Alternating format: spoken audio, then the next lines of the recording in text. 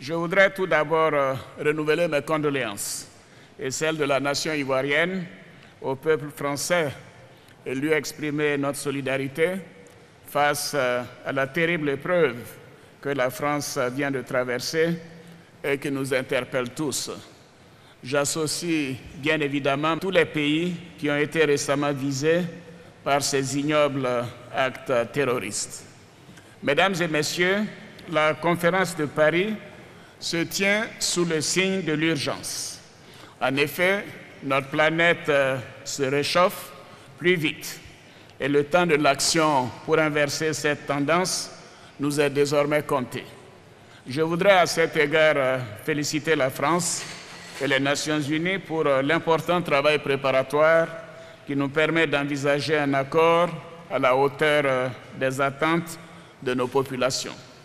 Nous avons collectivement fait un premier pas important dans notre volonté de contenir le réchauffement climatique en deçà de 2 degrés Celsius à l'horizon 2100, en précisant nos ambitions en matière de réduction des gaz à effet de serre.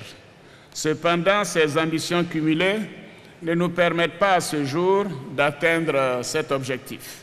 Nous devons donc rester mobilisés et faire preuve de plus de solidarité et de compromis. J'invite à cet égard les grandes économies à aller plus loin et à réduire davantage leurs émissions de gaz à effet de serre. Mesdames et messieurs, le temps est venu de nous approprier les négociations en cours et de donner l'impulsion politique nécessaire afin de parvenir à un accord contraignant pour tous. Je soutiens à ce propos l'adoption d'une clause de suivi et de révision. Ceci permettra aux principaux pays émetteurs de gaz à effet de serre d'afficher périodiquement de nouvelles ambitions à la hausse en vue d'atteindre l'objectif de 2 degrés Celsius, voire de 1 degré Celsius, comme demandé par les pays les plus vulnérables. L'accord qui se dessine ne se réalisera pas sans l'Afrique. Nos priorités devront figurer en bonne place dans le texte, notamment en ce qui concerne les financements et le transfert des technologies de résilience au changement climatique.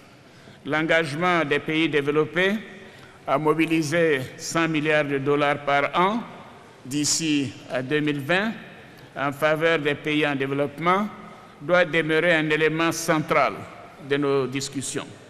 Ce montant nous paraît toutefois bien en deçà des ressources nécessaires pour faire face aux défis liés au réchauffement climatique. En outre, il convient dès à présent de prévoir les modalités de financement pour l'après-2020. J'encourage les pays développés et les pays émergents, dans la limite de leurs responsabilités, à contribuer davantage sur fonds publics et sous forme de dons au Fonds vert pour le climat, afin qu'ils financent plus de projets dans nos pays qui subissent déjà les effets néfastes des changements climatiques. L'accord devra également amener les États à consacrer davantage de ressources à l'adaptation. Il devra garantir le transfert des technologies propres vers l'Afrique et renforcer les partenariats techniques Nord-Sud. Excellences, Mesdames et Messieurs, la transition énergétique tant souhaitée ne sera possible que si la communauté internationale se mobilise pour apporter les financements et la technologie nécessaires au développement des énergies renouvelables. Pour l'heure, les ressources mobilisées ne permettent pas d'amorcer cette transition sans compromettre la croissance dans nos États.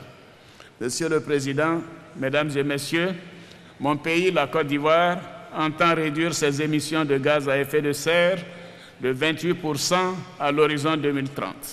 Pour ce faire, mon gouvernement entend porter la part des énergies renouvelables dans son mix énergétique à 16%, mettre l'accent sur la reforestation et le développement d'une agriculture neutre en carbone.